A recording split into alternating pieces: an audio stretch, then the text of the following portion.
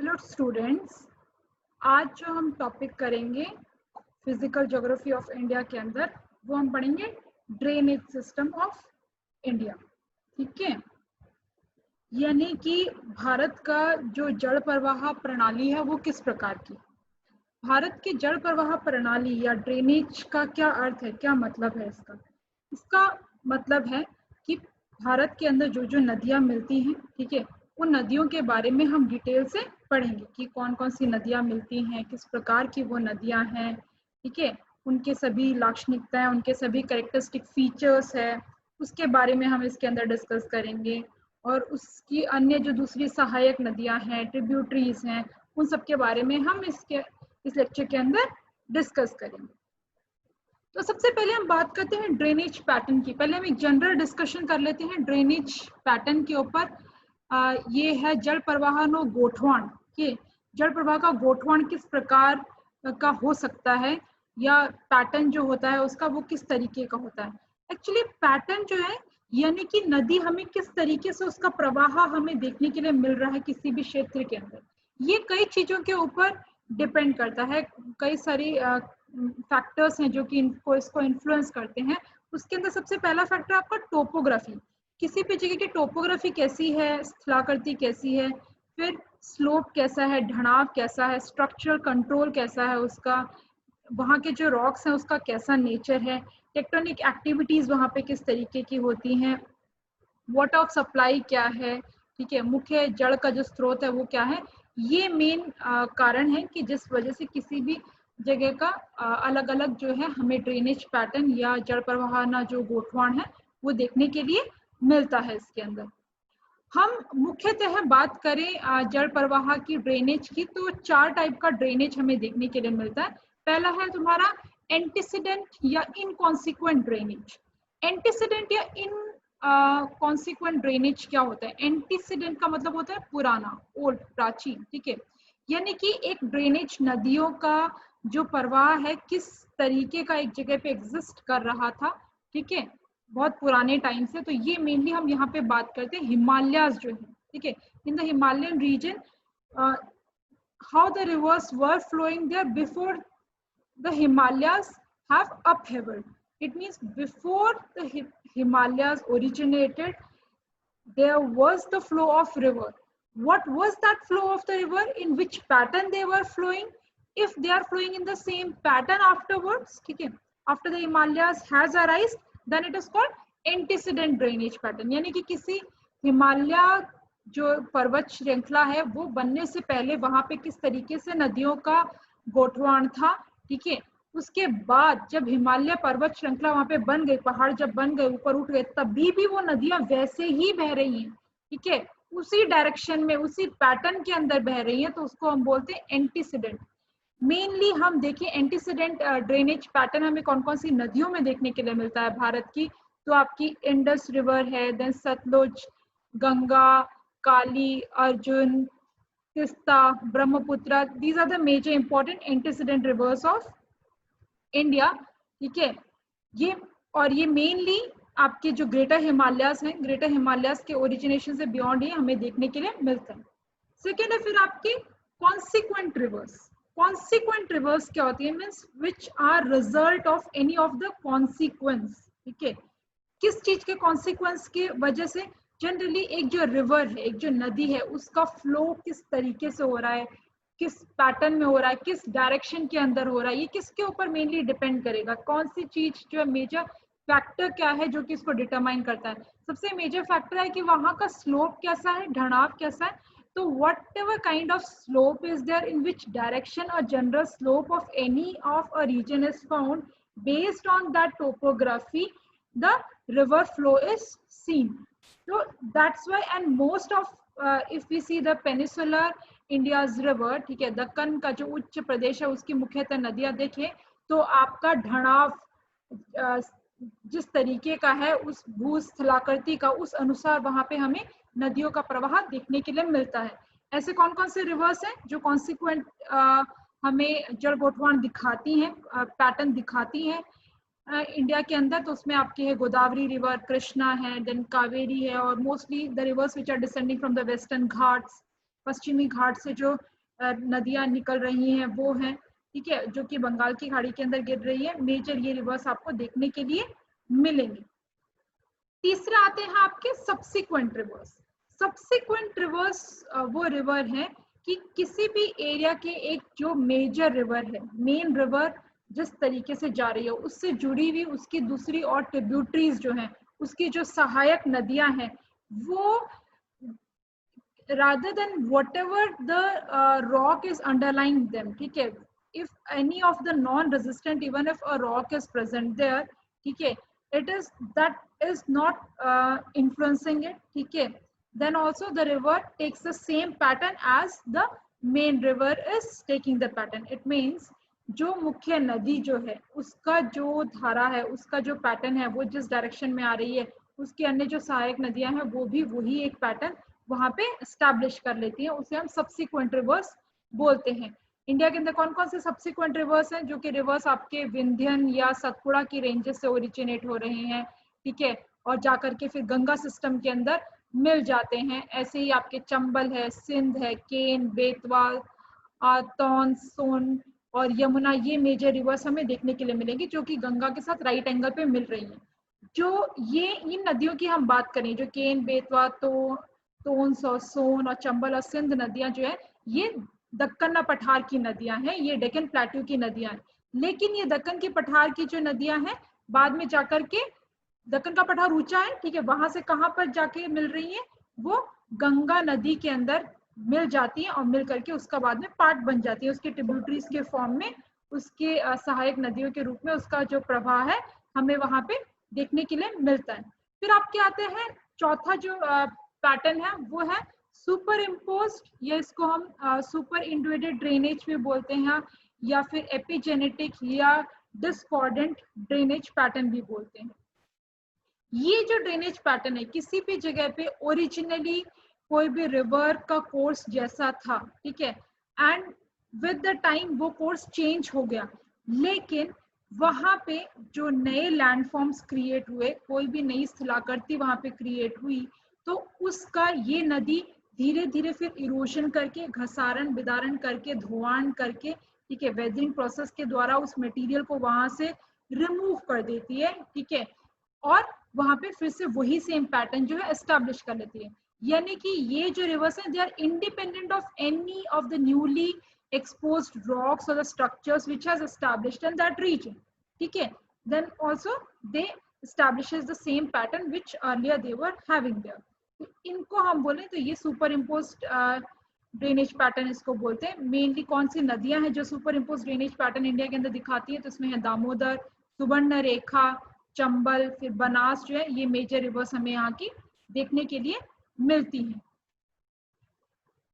अभी हम इसके अंदर बात करते हैं रिवर्स के डिफरेंट पैटर्न्स के बारे में, ठीक है, कि उसका जो पैटर्न जो है, उसके जो शेप है फ्लो का, स्ट्रीम फ्लो का, वो हमें किस तरीके का देखने के लिए मिलता है। तो सबसे पहला पैटर्न हम इसके अंदर देखते हैं, तो वो है आपका डेंड्रेटिक पैटर्न, ठीक है। डेंड्रेटिक पैटर्न किस तरीके का होता है?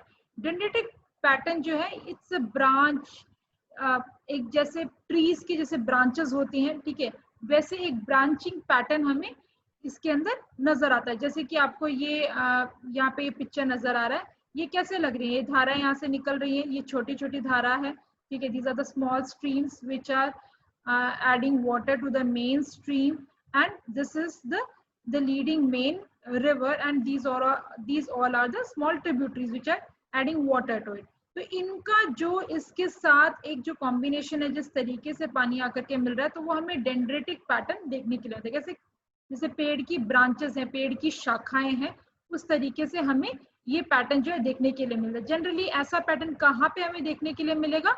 जहाँ पे यूनिफॉर्म लिथोलॉजी हो, ठीक है, यानी कि वहाँ पे जो भी रॉक्स मिल रही हैं, वहाँ पे जो खड़कों मिल रहे हैं, वहाँ पे जो पत्थर मिल रहे हैं, वो एक ही टाइप के होंगे, उसके अंदर ज्यादा चेंजेस हमें देखने के लिए नहीं मिलेंगे, ऑलमोस्ट एक सिमिलैरिटी होगी, एक यूनिफॉर्मिटी होगी। मोस्टली ये मैसिव क्रिस्टलाइन रॉक्स जो हैं, where there is a thick plane of clays, वहाँ पे देखने के लिए मिलता है। इंडिया के अंदर जो इंडो गैंगेटिक प्लेन है, सिंधु गंगा का जो मैदान है, वहाँ उस मैदान में मिलने वाली सभी नदियों का हम पैटर्न देखें तो हमें डेंड्रेटिक पैटर्न इसका देखने के लिए मिलता है। क्योंकि इस रीजन की हम बात करें इंडो गैंगेटिक प्लेन की, तो यहाँ पे मेनली किस टाइप के रॉक्स हमें देखने के लिए मिलते हैं? जनरली सेडिमेंट्री रॉक्स जो है, परस्तर खड़कों हमें यहाँ पे देखने के लिए मिलता है। नेक्स्ट पैटर्न है आपका ट्रेलिस पैटर्न। ट्रेलिस जो पैटर्न है it is an rectangular pattern, ठीक है, एक चौरस प्रकार का जो गोठवाण है हमें यहाँ पे देखने के लिए मिलता है।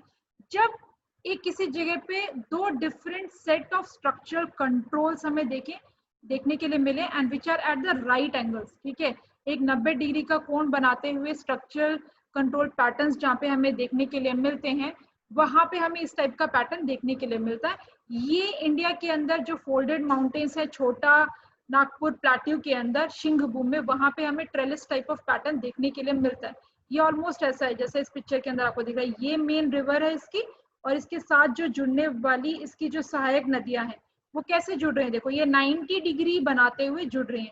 तो ऑलमोस्ट ये एक कैसा बन रहा है, it is a forming a rectangular, ठीक है, एक चौरस जो है उसके अनुसार हमें ये देखने के लिए मिल रहा है, ठीक है, एक चतुर्भुज प्रकार का जो है निर्माण हो रहा है। तो 90 डिग्रीज के ऊपर इसके जो भी सभी इसके ट्रिब्यूटरीज हैं वो इसके 90 डिग्रीज में इसके साथ जुड़ती है। ये एंगल कितना है, 90 डिग्री का, 90 डिग्री का कोण जो है आपको यहाँ पे देखने के लिए मिल रहा है। तो इस पैटर्न को हम क्या बोलते हैं, ट्रेलिस पैटर्न। कहाँ पे मिलता है ट्रेलिस पैटर्न इंडिया के अंदर? मेनली सिंहभूम, छोटा नागपुर का जो प्लेट्यू है वहां पे।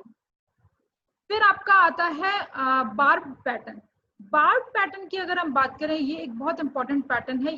बार्ब पैटर्न जहाँ पे रिवर कैप्चर काइंड ऑफ जो सिचुएशन है वो आपको देखने के लिए मिलती है, वहां पे आपको बार्ब पैटर्न देखने के लिए मिलता है। रिवर कैप्चर से रिलेटेड एक हम इसके अंदर पिक्चर देखेंगे यहाँ पे। ये अभी जैसे यहाँ पे आपको देखने के लिए मिल रहा है कि ये एक नदी है, ठीक है, इस पिक्चर ए के अंदर देखेंगे ये एक नदी है, ठीक है, ये नदी ऐसे जा रही है और ये एक दूसरी रिवर है, ठीक है। अभी इस रिवर के बीच में ये जो मेन रिवर है यहाँ पे जिसके अंदर फ्लड आ रखा है, फ्लड प्लेन डिपॉजिट्स हैं, और दूसरी ये जो नदी है इसके बीच में यहाँ पे एक ऑब्स्टेकल है, ठीक है, यानी कि ये दोनों नदियां अलग अलग हैं, जुड़ी हुई नहीं है। लेकिन समय के साथ with the time when this river erodes the soil from this region and finally it gets attached to this river, ठीक है, वो इतना ज्यादा घसारण विदारण करती है कि वो इस नदी के साथ, ये जो रिवर बी है, दूसरी ये जो नदी है, इसके साथ वो यहाँ पे जुड़ जाती है, जैसा कि इस पिक्चर 2 के अंदर आपको दिख रहा है, ठीक है, ऑलमोस्ट यहाँ से ये जुड़ गया। जुड़ने के वजह से क्या हुआ कि ये वाला जो नदी है ये अपना अकेला यहाँ पे चलने लगा, ठीक है, इसका ये वाला पार्ट था जो कि किसके अंदर जुड़ गया, इस वाले रिवर के अंदर जुड़ गया। तो इस नदी को, ये इस नदी की ये वाली जो शाखा है, ये जो आपकी ट्रिब्यूटरी है इस रिवर बी की, उसको किसने कैप्चर कर लिया, रिवर ए ने कैप्चर कर लिया, ठीक है। तो यहाँ पे ये इसके साथ कैप्चर करके इस रिवर का फ्लो हमें यहाँ पे देखने के लिए मिला। ये इस तरीके से इसका फ्लो जो है चेंज हो जाता है, इसे हम क्या बोलते हैं, रिवर कैप्चर, ठीक है। या आपका जो नदी है, ठीक है, नदी का अपहरण या सरिता अपहरण जो है इसको बोला जाता है। तो इस तरीके की सरिता अपहरण की स्थिति जो है हमें यहाँ पे देखने के लिए मिलती है। तो जो हम डिस्कस कर रहे थे यहाँ पे बार्ब पैटर्न, तो जहाँ पे आपके रिवर कैप्चर्स होते हैं, सरिता का अपहरण जैसे सिचुएशंस होते हैं, वहां पे रिवर आपको बार्ब पैटर्न उसको बोला जाता है। कहाँ पे ये देखने के लिए मिलेगा, मेनली जो नेपाल की अरुणा रिवर है, ठीक है, उसकी एक ट्रिब्यूटरी को कोसी के अंदर उसने उसका रिवर कैप्चर कर लिया, वहां पे हमें इसका पैटर्न देखने के लिए मिलता है।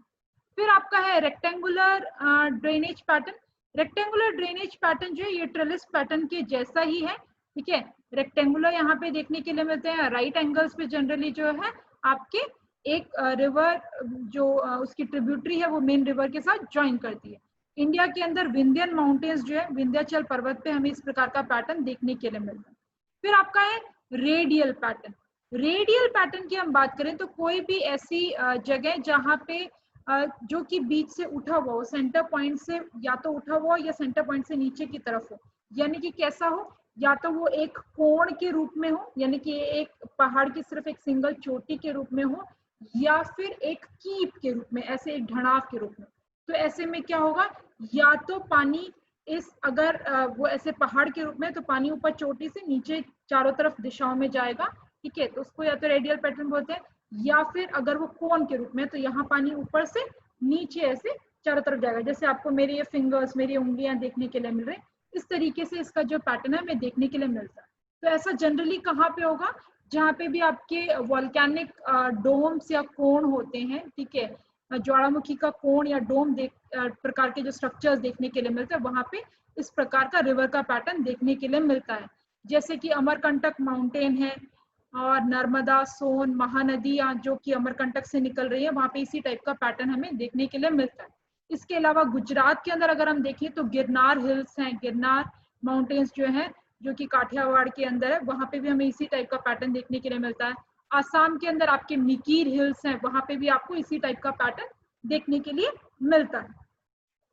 फिर आपका annular pattern, annular pattern drainage pattern की हम बात करें तो यहाँ पे क्या होता है, a subsequent stream is flowing curving और arcuate courses prior to the joining of any of the consequent stream।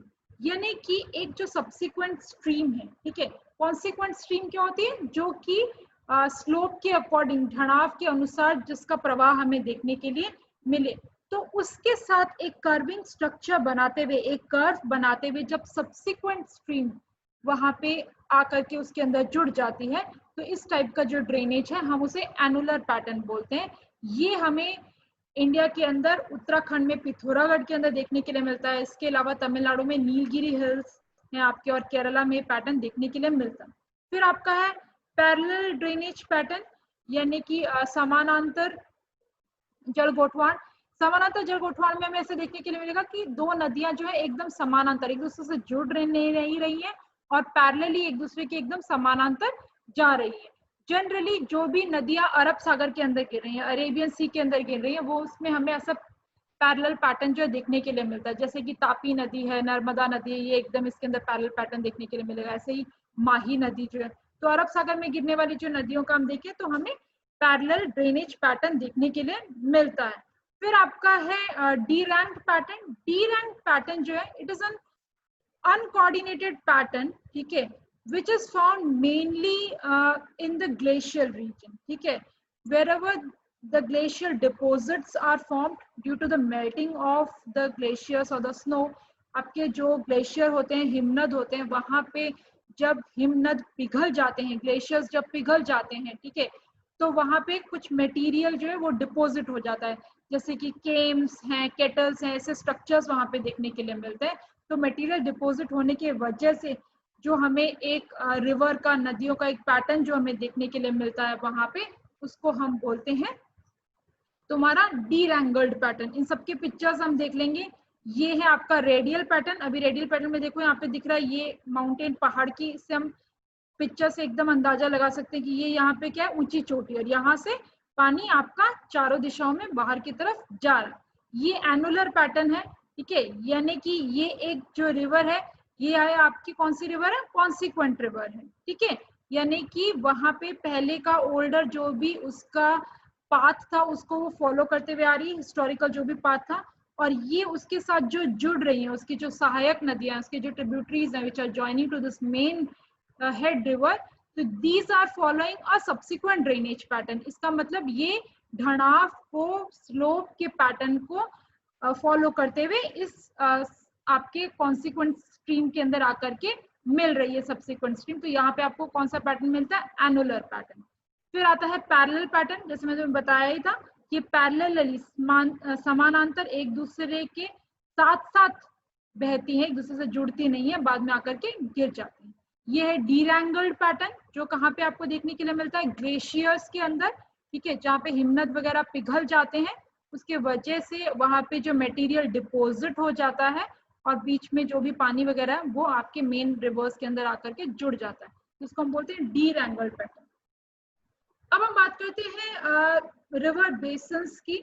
India के जो मुख्य रिवर बेसिन हमें कौन कौन से देखने के लिए मिलते हैं, हम इन बेसिन का क्लासिफिकेशन करते हैं, वर्गीकरण करते हैं 3 कैटेगरीज के अंदर। ये वर्गीकरण मुख्यतः किया जाता है इनके एरिया के आधार पर, इसका जो कैचमेंट एरिया, इसका जो फ्लो एरिया, जिसके अंदर इसका प्रवाह क्षेत्र हमें नदियों का देखने के लिए मिलता है, उसके अनुसार हम इसका वर्गीकरण करते हैं, जिसमें पहला है आपका जहाँ पे 20,000 चौरस किलोमीटर से ज्यादा जिनका क्षेत्रफल हो, 20,000 स्क्वायर किलोमीटर से ज्यादा जिसका कैचमेंट एरिया होता है, इनको हम लार्ज रिवर बेसिन बोलते हैं। ठीक है, वृहद रिवर बेसिन इसको बोला जाता है।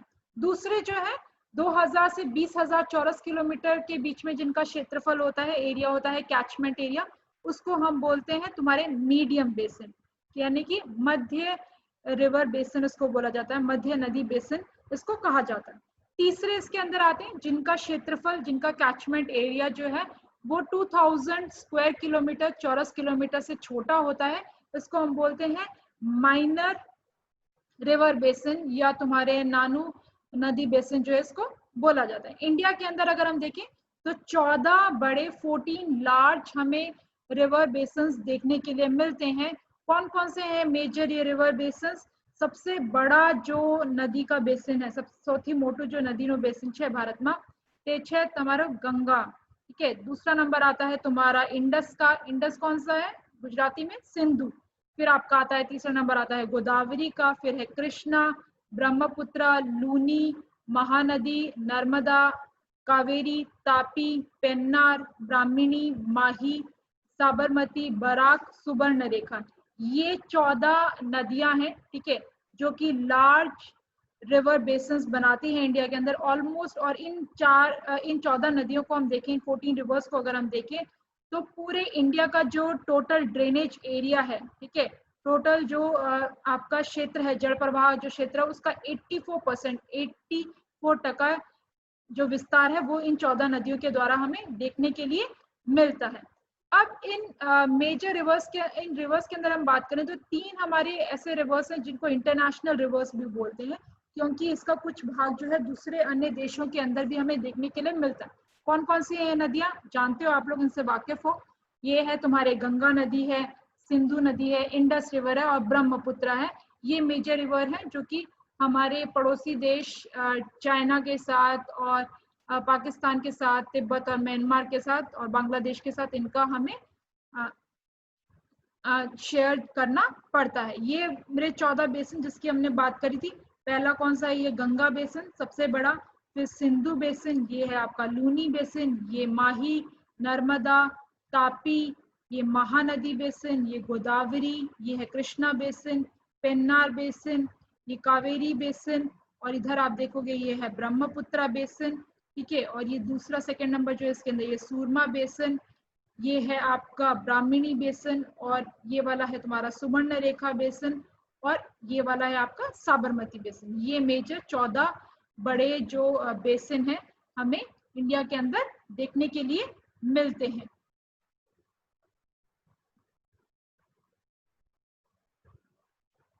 अब हम ये जो ड्रेनेज पैटर्न है, इस ड्रेनेज पैटर्न को रीजन वाइज इसका क्लासिफिकेशन करेंगे, रीजन वाइज इसके बारे में डिस्कस करेंगे। तो सबसे पहले हम बात करते हैं इसके अंदर हिमालयन ड्रेनेज की।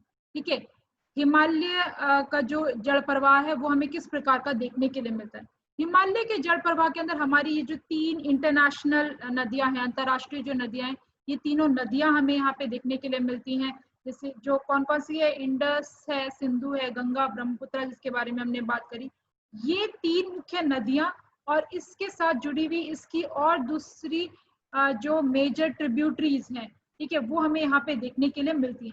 हिमालयन रिवर्स की नदी की लाक्षणिकताएं अगर हम देखें, इसके कैरेक्टरिस्टिक्स हम देखें, तो सबसे पहला कैरेक्टरिस्टिक हमें इसका ये देखने के लिए मिलता है कि ये ना यहाँ पे ये जो रिवर्स है ये पेरिनियल रिवर्स हैं। ठीक है, यानी कि these rivers are perennial in the nature, यानी ये सदा वहनीय नदियां हैं। ये पूरे साल इनके अंदर पानी मिलता है।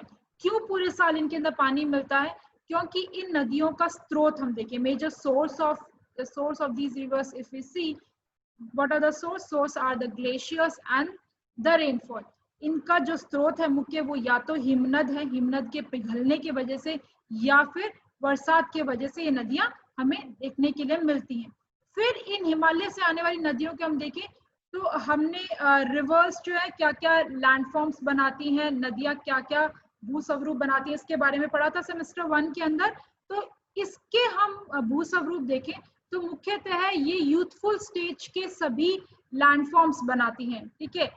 जो युवा हमने उसके अंदर एक स्थिति देखी थी, उसके अंदर जो बनने वाले सभी भू स्वरूप थे वो हमें इन नदियों के द्वारा देखने के लिए मिलते हैं, जैसे कि वाटरफॉल्स हैं, आपके जलप्रपात हैं, कैटरेक्ट्स हैं, रैपिड्स हैं, गॉर्जेस हैं, खीण हैं, स्टीप स्लोप्स हैं, आपके बहुत ज्यादा ढलाव वाले जो क्षेत्र हैं, उसके अलावा रिवर टेरेसेस हैं, आपके उस अंदर हम देखें जो सीढ़ी नुमा पहाड़ टाइप के जो सिचुएशंस है वो हमें यहाँ पे देखने के लिए मिलता है। और यहाँ पे हम देखें तो खाली हिमालयन रिवर्स ही एक एरोडिंग एजेंट्स ही नहीं है, सिर्फ वो घसारण का ही काम नहीं करती हैं, ये नदियां साथ ही साथ डिपोजिशनल लैंडफॉर्म्स भी बनाती हैं। इनके द्वारा जो मिट्टी है उसका घसारण होने के साथ साथ इसका निक्षेपण भी होता है। With the erosion and the weathering process, these rivers are also depositing the material, ठीक है, and due to those deposition, plains are formed and deltas are formed, ठीक है। उसके मिट्टी के निक्षेपण के वजह से वहां पे मैदानों का और डेल्टा का जो है निर्माण हमें देखने के लिए मिलता है। अभी इस ग्रेट हिमालयन रिवर्स के अंदर हम बात करें तो कुछ रिवर्स ऐसी हैं, कुछ नदियां ऐसी हैं जो ग्रेटर हिमालयास जो बने, बृहत हिमालयास जो बने उससे भी पुरानी है, उससे भी ओल्डर है, उससे पहले भी ये नदियां मिल रही थी।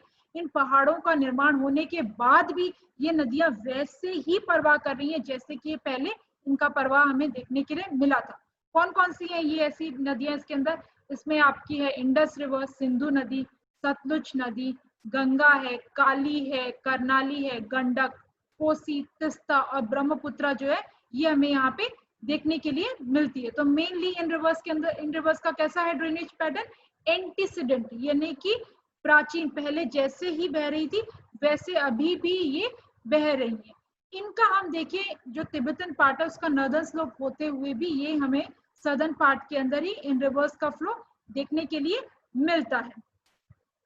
और अगली लाक्षणिकता इन नदियों की देखें तो they are strongly meandering in the nature and shifting forces जो है वो इनके अंदर ऑब्जर्व किए जाते हैं, यानी कि इसका जो मार्ग है वो हमें काफी ज्यादा घुमावदार, सर्पाकार, जैसे मेरा हाथ आपको दिख रहा होगा ऐसे सर्पाकार इनका देखने के लिए मिलता है। साथ ही साथ ये अपने कोर्सेस जो है, अपना जो नदी वहन का जो मार्ग है, जिस जगह से वो हमेशा फ्लो करती है उसको भी वो चेंज करती रहती है, उसको भी हमेशा शिफ्ट करती रहती है। और उसको चेंज करने की वजह से, शिफ्ट करने की वजह से ही हमें बाढ़ और पूर जैसे जो आपके डिजास्टर्स हैं वो आपको यहाँ पे आपत्तियां जो है वो आपको देखने के लिए मिलती हैं। इसके अलावा इन नदियों के अंदर वाटर फ्लो की हम बात करें, जल के प्रवाह की अगर हम बात करें तो सीजनल फ्लक्चुएशंस हमें देखने के लिए मिलते हैं। मौसम के अनुसार इसके अंदर कई प्रकार के परिवर्तन जो है देखने के लिए मिलते हैं। जैसे कि बरसात के मौसम में देखें तो हिमालय से आने वाली नदियों के अंदर जनरली आपके पूर आ जाते हैं, फ्लड्स जो है, काफी डिवास्टेटिंग फ्लड्स यहाँ पे कॉमन फीचर आपको देखने के लिए मिलता है। जबकि ड्राई सीजन की हम बात करें, मार्च, अप्रैल, मई के मंथ की बात करें, जब बारिश नहीं होती है, ठीक है, उस टाइम पे नदियों के अंदर वाटर का जो फ्लो है वो बहुत ही लीन हो जाता है, पानी का प्रवाह बहुत कम इसके अंदर हमें देखने के लिए मिलता है। और जब बारिश के सीजन में, बरसात के टाइम में जब डिवास्टेटिंग फ्लड्स आते हैं, जब आपके यहाँ पे भयानक पूर की स्थिति देखने के लिए मिलती है, उस टाइम पे intensive erosion process and transportation of heavy load of sand and silt annually जो प्रोसेस है ये बहुत ज्यादा बढ़ जाता है, ठीक है। उसके जो वो घसारण विदारण कर रही है उसकी मात्रा जो है वो हमें काफी ज्यादा यहाँ पे देखने के लिए मिलती है। ये नदियों का महत्व भी बहुत है, हिमालय नदियों का खेती के लिए बहुत महत्वपूर्ण है। खेती के लिए ये सिंचाई की व्यवस्था उपलब्ध करवा रही है, इरिगेशन फैसिलिटीज हैं, फिर यहाँ पे मिलने वाले जो इंडस्ट्रीज हैं उनको वाटर सप्लाई करती है, हाइड्रल पावर जनरेशन के लिए भी हेल्पफुल है, यानी कि इन पे बांध बना करके बिजली का भी उत्पादन किया जा रहा है। नेविगेशन पर्पस, डोमेस्टिक पर्पस के लिए भी बहुत इंपॉर्टेंट है। और ये नदियां चौड़ी होने की वजह से, साथ ही साथ इनकी डेप्थ, ऊंचाई बहुत ज्यादा होने की वजह से इनका नेविगेशन के लिए भी यूज किया जाता है, यानी कि नौका वाहन के लिए भी इसका प्रयोग हमें देखने के लिए मिलता है। इसके अलावा डोमेस्टिक जो भी हमारे यूजेस हैं, घरेलू जो भी हमारे उपयोग है, उसमें भी हम इसके जल का उपयोग करते हैं। अब हम बात करते हैं एवोल्यूशन ऑफ हिमालयन रिवर्स की। ये जो नदियां हैं, हिमालय की जो नदियां हैं, इसकी उत्पत्ति हुई कैसी, इसका जो ओरिजिन है वो कैसे हुआ। हालांकि इसके ऊपर सभी जो वैज्ञानिक है उनका एक मत नहीं है, अलग अलग मत हमें देखने के लिए मिलता है।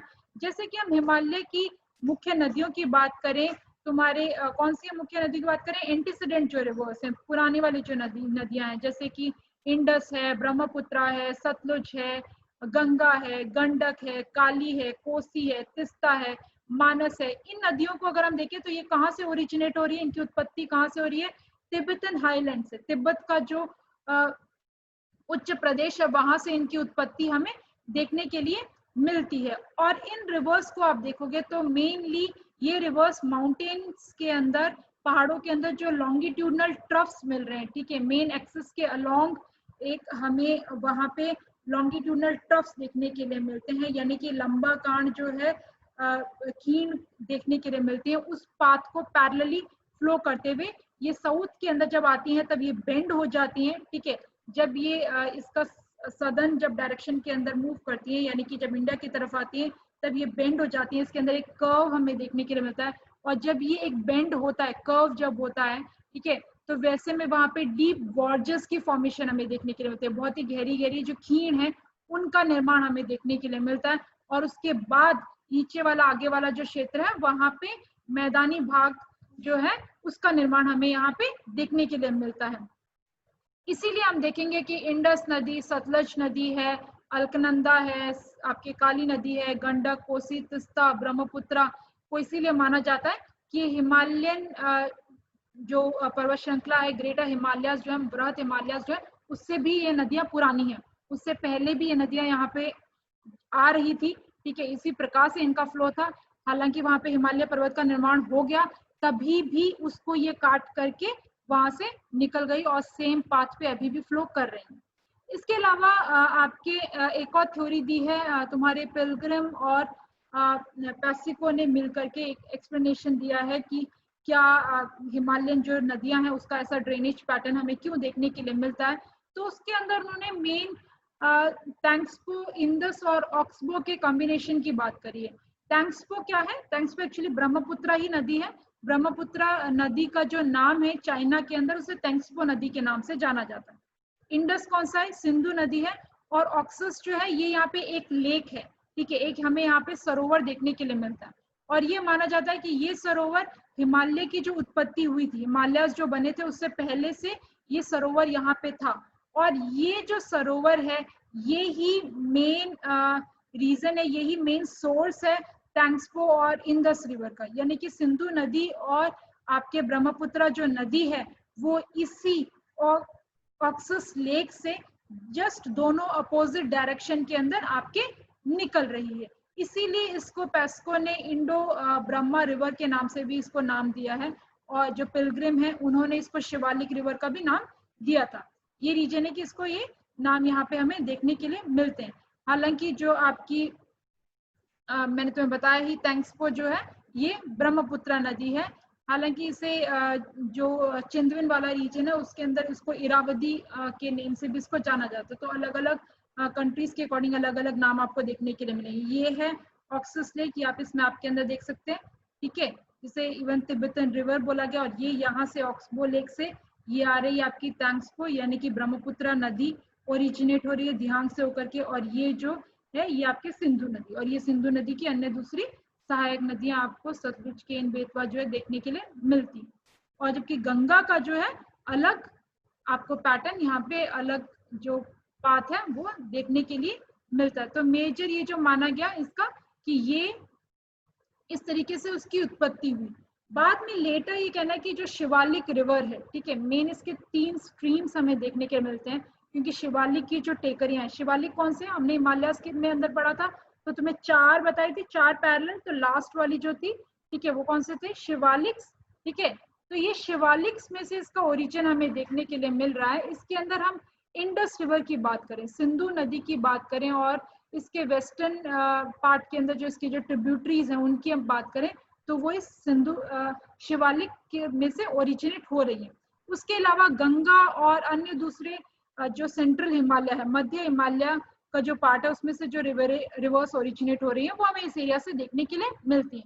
ऐसे ही ब्रह्मपुत्रा जो कि आसाम में से होकर के आपके भारत के अंदर आती है, ठीक है, भारत के ईस्टर्न पार्ट के अंदर से ये हिमालयन ट्रिब्यूटरीज इससे अटैच होती है, ये हमें इसका पार्ट देखने के लिए मिलता है। तो ये जो नदियां हैं ये पहले भी इसी तरीके का इनका फ्लो था और हिमालयास के ओरिजिन होने के बाद भी इन रिवर्स का फ्लो हमें इसी प्रकार का देखने के लिए मिलता है। ऐसे ही आपका मालदा गैप जो है, जो कि राजमहल हिल और मेघालय प्लेट्यू के अंदर बना था अराउंड मिड प्लेस्टोसीन पीरियड में, यानी कि आज से 5 लाख साल पहले जो है ये मालदा गैप यहाँ पे ओरिजिन हुआ था। तो इस मालदा गैप के ओरिजिन होने की वजह से ये जो ब्रह्मपुत्र जो नदी है इसका फ्लो हमें यहाँ से देखने के लिए मिलता है। ये इस तरीके से आकर के फिर साउथ वेस्टर्ली कोर्स ले लेती है और इंडिया के अंदर एंटर हो जाती है। तो ये माना गया कि इन सभी नदियों का जो टाइम पीरियड है जब इनकी उत्पत्ति हुई तो लेट प्लेस्टोसीन पीरियड के अंदर इनका एवोल्यूशन हमें देखने के लिए मिलता है।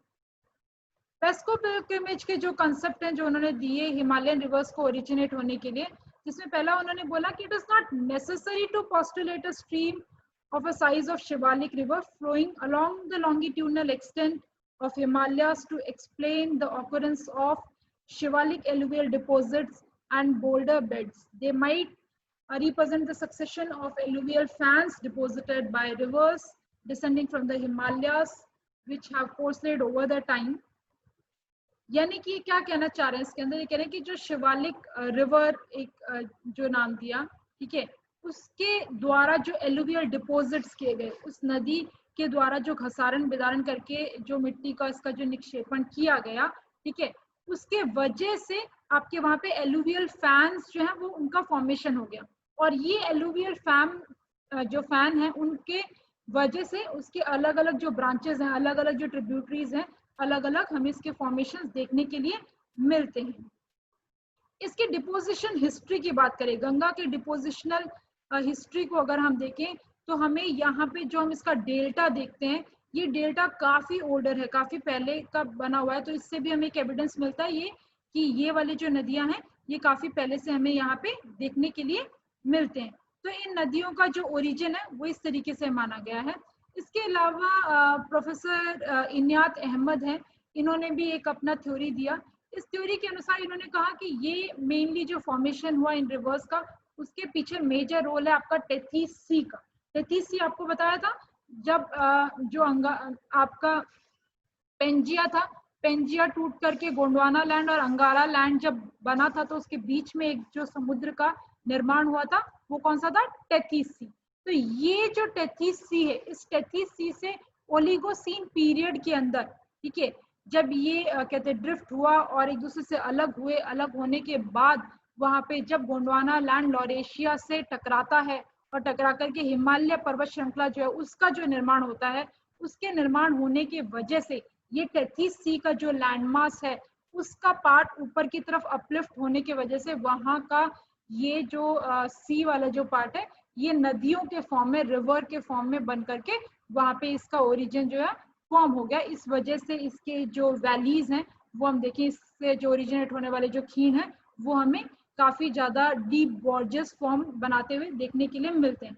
तो ये मेजर जो है ओरिजिन, इसके ओरिजिन के पीछे रीजंस माने गए हैं।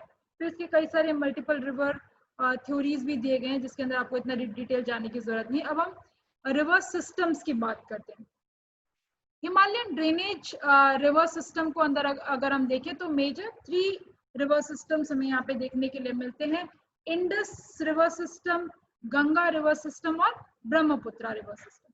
सबसे पहले हम इंडस रिवर सिस्टम की बात करते हैं। इंडस यानी कि सिंधु नदी सबसे इंपॉर्टेंट ड्रेनेज है ये इंडिया के सब कॉन्टिनेंट में। अगर हम देखें इंडस रिवर की लेंथ है 2880 किलोमीटर, इसकी लेंथ हमें देखने के लिए मिलती है। हालांकि इंडिया के अंदर इसकी जो लंबाई है वो सिर्फ 709 किलोमीटर ही हमें देखने के लिए मिलता है। टोटल कैचमेंट एरिया हम इसका देखें तो 11,65,000 स्क्वायर किलोमीटर, चौरस किलोमीटर इसका कैचमेंट एरिया है, इसका क्षेत्रफल है। जबकि भारत में जो इसका क्षेत्रफल का जो भाग आता है वो है आपका 3,21,284 स्क्वायर किलोमीटर हमें देखने के लिए मिलता है। ये इंडिया के रिवर सिस्टम में देखिए, नदियों के इस सिस्टम के अंदर देखिए तो सबसे वेस्टर्न मोस्ट रिवर सिस्टम है। इसकी जो मेन ट्रिब्यूटरीज है, मुख्य जो सहायक नदियां हैं सिंधु की, इसमें आपकी आती हैं झेलम, चिनाब, रावी, ब्यास और सतलुज हमें मुख्य नदियां देखने के लिए मिलती हैं। इंडस कहाँ से ओरिजिनेट हो रही है? ये है तुम्हारा बोकाचू ग्लेशियर जो है वहां से ये ओरिजिनेट हो रही है। ये कहाँ पर है? ये माउंट कैलाश, कैलाश पर्वत जो है जो कि 6714 मीटर की हाइट पे, वहां से हमें इसका ओरिजिन देखने के लिए मिलता है। साथ ही साथ आपके कर्राकोरम जो हिल है, कर्राकोरम पे मिलने वाले बहुत सारे जो ग्लेशियर्स हैं, हिमनद जो हैं, उनके स्लोप से ये दूसरी इसकी जो सहायक नदियां हैं झेलम, चिनाब, रावी, ब्यास और सतलुज हमें देखने के लिए मिलती हैं।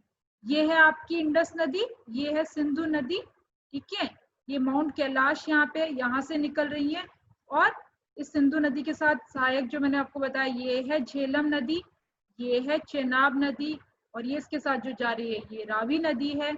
ये जो आपको यहाँ पे देखने के लिए मिल रही है ये आपकी ब्यास है, और ये आपकी सतलुज नदी। तो ये आपको 7 नदियों यहाँ पे इससे मुख्य इस सिंधु नदी से जुड़ी हुई देखने के लिए मिलती है।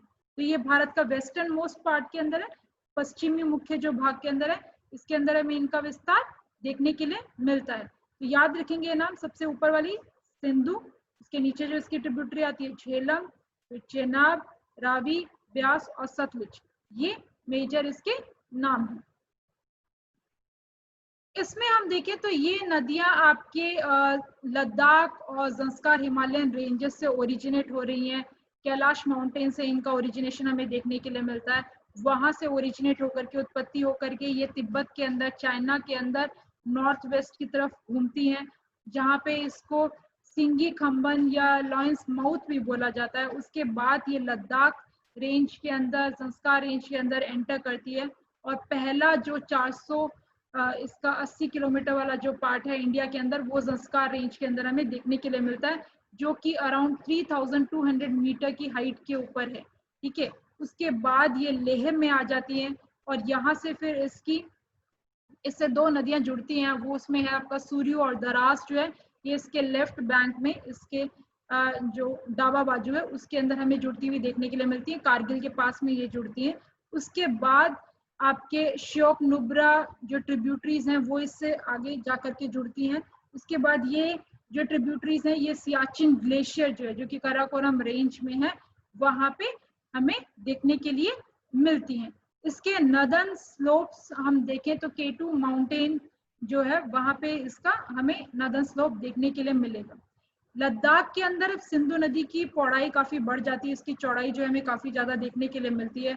यहाँ पे काफी सारे ग्लेशियर्स, हिमनद होने की वजह से इसका निर्माण हुआ है, जिसमें लैंडस्लाइड्स यहाँ पे काफी कॉमन है, और ये नदी यहाँ पे चौड़ी होने की वजह से इसके ऊपर बांध वगैरह बना करके बिजली का उत्पादन भी किया जा रहा है। फिर एक गिलक्रिट भी इसकी काफी इंपॉर्टेंट जो सहायक नदी है वो हमें देखने के लिए मिलती है, जो कि सेंट्रल हिमालयाज को क्रॉस करते हुए एक ह्यूज सिंक्लाइन गॉर्ज बनाती है। बहुत सारे डीप गॉर्जेस, गहरी जो खीण है, उनका भी निर्माण इसके द्वारा हमें देखने के लिए मिलता है। फिर ये नागा पर्वत को क्रॉस करती है, उसको क्रॉस करते हुए ये पाकिस्तान के साउथ वेस्टर्न पार्ट जो है उसके अंदर एंटर कर जाती है, यानी कि तिब्बत से, चाइना से आई, फिर भारत में आई, भारत के अंदर मेनली लद्दाख वाला ये जो क्षेत्र है, फिर उसके बाद ये पाकिस्तान के अंदर एंटर कर जाती है, इसलिए भारत को कम ही इसका शेयर देखने के लिए मिलता है। इसकी सहायक नदियों में हम बात करते हैं, झेलम है आपकी। झेलम कहाँ से निकल रही है? ये निकल रही है वेरीनाग स्प्रिंग, वेरीनाग जो झरना है जो कि आपके कश्मीर वैली के अंदर, साउथ ईस्टर्न पार्ट के अंदर, वहां से ये नदी निकलती है। ये नदी ऑलमोस्ट जो वूलर लेक है, वूलर लेक से 110 किलोमीटर के दूरी पे इसके ओरिजिन हमें देखने के लिए मिलता है। ये 2130 मीटर डीप गॉर्ज बनाती है। उसके बाद ये पाकिस्तान के अंदर जो मुजफ्फराबाद है वहां पे एंटर हो जाती है। उसके बाद फिर आते हैं आप, और इस नदी को हम झेलम को देखें तो अल्तनाग और बारामुल्ला जो आपके डिस्ट्रिक्ट्स हैं कश्मीर के, वहां पे ये नेविगेबल है, वहां पे काफी चौड़ी होने की वजह से नौका वाहन भी इसके अंदर किया जाता है। फिर आपकी है चेनाब नदी। चेनाब नदी की जो लंबाई है वो 1180 किलोमीटर हमें देखने के लिए मिलती है। ऑलमोस्ट ये 26,755 चौरस किलोमीटर का जो क्षेत्रफल है उसके अंदर पानी का जो प्रवाह इसके द्वारा हमें देखने के लिए मिलता है। इंडिया के अंदर चेनाब नदी को चंद्रभागा नदी के नाम से भी जाना जाता है हिमाचल प्रदेश में। क्यों चंद्रभागा दो नाम है? एक्चुअली ये एक नदी नहीं है, चंद्रा और भागा दो इसकी अपर स्ट्रीम है।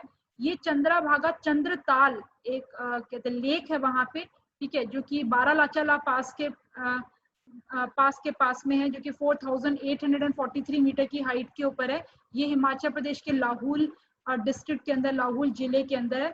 उस चंद्रताल से ये निकलती है, उसे चंद्रा नदी बोलते हैं, ठीक है। ये यहाँ पे ग्लेशियर से ओरिजिनेट होती है। उसके डाउनवर्ड नीचे दक्षिण की तरफ जाने के बाद उससे भागा नदी जो है वो जुड़ जाती है। ये चंद्रा भागा जुड़ती हैं दोनों जिस जगह पे, उसे हम बोलते हैं तांडी। और ये चंद्रा भागा जुड़ने के बाद आगे से इसको चेनाब नदी के नाम से जाना जाता है। चेनाब बनने के बाद, दोनों के जुड़ने के बाद, ये पीर पंजाल की जो टेकरियां हैं, पीर पंजाल हिल्स जो हैं ग्रेटर हिमालयाज की, उसको क्रॉस करते हुए आपके किटेश्वर के पास से एकदम hairpin type of bend बनाते हुए बाद में ये पाकिस्तान के अंदर एंटर कर जाती हैं। इंडिया के लिए बहुत इंपॉर्टेंट नदी है चेनाब नदी, क्योंकि चेनाब नदी के ऊपर कई सारे हाइडल पावर प्रोजेक्ट्स बनाए गए, कई सारे बिजली उत्पादन के लिए बांध बनाए गए हैं, जिसमें कि आपका सलाल है, भागीलार है, दुलसारी है। ये मेजर डैम्स हमें यहाँ के देखने के लिए मिलते हैं। इन डैम्स को बनाने के लिए इवन वर्ल्ड बैंक जो है उसने काफी सारे फाइनेंशियल हेल्प किए हैं। फिर हम बात करते हैं रावी नदी की। रावी नदी जो है वो 725 किलोमीटर लंबी है, जिसमें भारत के अंदर जो इसका हमें क्षेत्रफल देखने के लिए मिलता है, इसका जो कैचमेंट एरिया जिसपे इसका प्रभाव है वो है 5957 स्क्वायर किलोमीटर। ये रोहतांग पास जो कि कुल्लू में है वहां से ये नदी निकलती है। और इस नदी का जो सोर्स है, स्रोत जो है वो ब्यास नदी के काफी नजदीक हमें देखने के लिए मिलता है।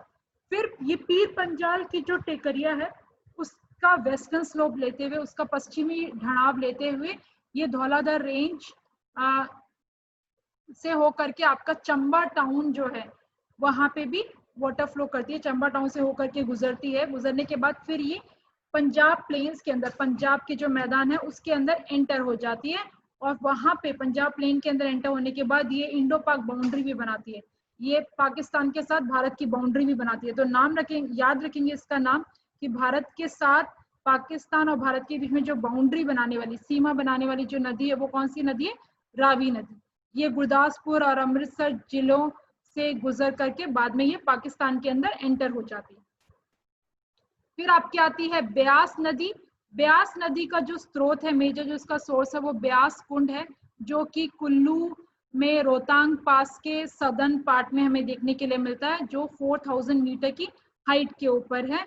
और इसके कुछ किलोमीटर्स के आगे ही आपको धौलाधर जो रेंज है वो देखने के लिए मिलेगी। यहाँ पे ये जो ब्यास रिवर है ये कोटी और लारजी के अंदर डीप गॉर्जेस बनाती है। उसके अलावा ये मनाली और कुल्लू जैसे जो टाउन्स हैं वहां पे भी वाटर का सप्लाई कर रही है, वहां से प्रवाह होकर के ये जाती है। उसके बाद ये कांगड़ा वैली में इसका प्रवाह हमें देखने के लिए मिलता है। उसके बाद ये पंजाब प्लेन्स के अंदर एंटर कर जाती है। पंजाब प्लेन्स के अंदर एंटर करने के बाद ये कपूरथला और अमृतसर जो है इन दोनों जिलों में से होकर के बहती है। और इसके ऊपर सतलुज हरिके एक जो डैम है वो इंडिया ने कंस्ट्रक्ट किया है इसके ऊपर, सतलुज के नजदीक ही। उसके बाद आपकी सतलुज नदी। सतलुज नदी जो है वो रकास ताल, जो कि 4600 मीटर की ऊंचाई के ऊपर है, या मानसरोवर लेक बोलते हैं इसको, तिब्बत के अंदर, चाइना के अंदर, वहां से ये नदी निकलती है। ये एंटीसीडेंट नदी है, पहले भी ये रिवर निकलती थी, ठीक है। तिब्बत में इस नदी को हम देखें तो लांगेचेंग खंबाब के नाम से इस नदी को जाना जाता है। ये ग्रेटर हिमालयन रेंजेस के अंदर जो जंस्कार रेंज है उसमें काफी सारे डीप गॉर्जेस बनाती हैं। इस पे कई सारे पासेस हमें देखने के लिए मिलते हैं, जिसमें शिपलिका पास बहुत इंपॉर्टेंट है, जो कि 4300 मीटर की हाइट पे हमें देखने को मिलती है। जो हमने पासेस की बात करी थी हिमालयाज में, तभी भी ये डिस्कस किया था इसके बारे में। फिर आपका हिमाचल प्रदेश जो है, ठीक है, उसको ये कट करते हुए जंस्कार रेंज के अंदर हमें एंटर करती है। उसके बाद ये कल्पा, धौलाधर रेंज, रामपुर में नैरो गॉर्जेस बनाती है। उसके बाद ये शिवालिक के अंदर एंटर करके आपका भाखड़ा जो विलेज है वहां पे भाखड़ा डैम इसके ऊपर कंस्ट्रक्ट किया गया है। उसके बाद ये पंजाब के अंदर रूपर जो जगह है वहां पे ये एंटर करती है। उसके बाद ये कपूरथला के अंदर ब्यास नदी के साथ मिल जाती है। कपूरथला में दोनों नदियां मिलती हैं, उनका कॉन्फ्रेंस होता है। उसके बाद ये दोनों नदियां मिलने के बाद आपके पाकिस्तान के अंदर एंटर हो जाती है। तो ऑलमोस्ट इंडिया के अंदर हम देखें सतलुज नदी की जो लंबाई है वो 1050 किलोमीटर हमें देखने के लिए मिलती है और करीब 28,090 स्क्वायर किलोमीटर का जो एरिया है उसके ऊपर इसका हमें कैचमेंट एरिया, इसका ड्रेनेज एरिया जो है, जल प्रवाह का क्षेत्र देखने के लिए मिलता है। अब हम बात करते हैं गग्गर नदी की। गग्गर नदी जो है इसे हमारे हम पुराणों वगैरह में देखें तो इसे सरस्वती नदी का भी नाम दिया गया है, ठीक है। और अभी ये माना जाता है कि जहाँ पे गग्गर नदी फ्लो कर रही है शायद उसी के नीचे जमीन के अंदर भी एक नदी फ्लो कर रही है जो कि सरस्वती नदी है। सरस्वती नदी बाद में जमीन के अंदर फ्लो करने लग गई। आपने बहुत सारे माइथोलॉजिकल स्टोरीज के अंदर सुना होगा। तो ये जो गग्गर नदी है ये कहाँ से निकलती है? ये शिवालिक्स जो है, शिवालिक्स के जो टैलुस फैंस वहां पे बने हुए हैं, बन गए हैं, उनसे ये नदी निकलती है। निकल करके अंबाला हरियाणा में एंटर होकर के करनाल डिस्ट्रिक्ट के अंदर एंटर होती है। वहां पे इसको हरका के नाम से भी जाना जाता है। उसके बाद ये राजस्थान के अंदर गंगानगर और हनुमानगढ़ जिले के अंदर एंटर होते हुए बीकानेर के अंदर ये खत्म हो जाती है। ये नदी कोई समुद्र के अंदर नहीं गिरती है, ये नदी मिट्टी के अंदर ही आपके इसका जो है खत्म हो जाती है। इसकी पौड़ाई देखिए, इसकी विड्थ देखिए तो 5 to 8 किलोमीटर तक हमें देखने के लिए मिलती है। लोमी सॉइल्स हमें यहाँ पे देखने के लिए मिलते हैं और हमारे वैदिक कल्चर के अकॉर्डिंग अराउंड 5000 BC 5000 साल पहले से ये नदी जो है ये बह रही है और इसको काफी इंपॉर्टेंट महत्वपूर्ण नदियों के अंदर कंसिडर किया जाता है। नेक्स्ट जो है हम इसके अंदर बात करेंगे गंगा बेसिन की। गंगा बेसिन ये बहुत इंपॉर्टेंट है, गंगा बेसिन इसके अंदर, क्योंकि बहुत सारी नदियां जो है हमें देखने के लिए मिलती हैं। तो गंगा बेसिन की हम लेंथ देखें, लंबाई देखें तो 2510 किलोमीटर की लेंथ हमें देखने के लिए मिलती है। इसका जो एरिया है जो कवर करती है वो है 8,61,404 स्क्वायर किलोमीटर, चौरस किलोमीटर का क्षेत्रफल हमें देखने के लिए मिलता है। इंडिया का लार्जेस्ट रिवर बेसिन हम देखें, सबसे मोटा जो जल प्रवाह का जो बेसिन है वो हमें गंगा नदी का देखने के लिए मिलता है। कुल भारत के क्षेत्रफल का 1/4 जो भाग है उस पर हमें इसका विस्तार देखने के लिए मिलता है। ये भारत से बाद में बांग्लादेश के अंदर आपके बांग्लादेश के अंदर एंटर होकर के बाद में बंगाल की खाड़ी के अंदर गिर जाती है। गंगा नदी पता ही आपको, इस मैप के अंदर देख सकते हो, ये है गंगा नदी, ये जा रही है यहाँ पे इलाहाबाद, ये वाराणसी, ये पटना, ये हुगली से होते हुए ये क्या आ गया बांग्लादेश में एंटर हो गए, फिर यहाँ पे कहाँ पे गिर गई बंगाल की खाड़ी के अंदर, ठीक है। और ये अन्य जो है इससे जुड़ने वाली दूसरी और नदियां हैं, ये गंगा नदी से जुड़ने वाली हमारे यमुना नदी है, ठीक है, ये काली है, ये गोमती है, घाघरा है, गंडक है, कोसी है, ठीक है। ये अन्य नदियां हैं जो इससे जुड़ रही हैं। तो ये नदियां इसकी कौन सी हैं? राइट बैंक रिवर्स हैं, यानी कि इसके उत्तरी जमुना बाजुनी रिवर है। और डाबा बाजुनी नदियां देखिए तो ये आपके पेनिसुला से, दक्कन के पठार से आकर के आपके यहाँ पे जुड़ रही हैं, जिसके अंदर ये जयपुर से है, बनास से है, फिर आपके चंबल है, सिंध है, बेतवा है, केन है, सोन है, ठीक है। ये नदियां यहाँ से, ये इसके लेफ्ट बैंक रिवर्स हैं, ठीक है, ये इसके डाबा बाजू की नदियां जो हमें देखने के लिए मिलती हैं।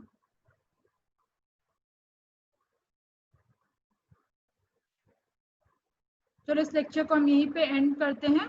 आगे हम इन डिटेल में रिवर गंगा सिस्टम जो है वो नेक्स्ट लेक्चर के अंदर करेंगे। Thank you.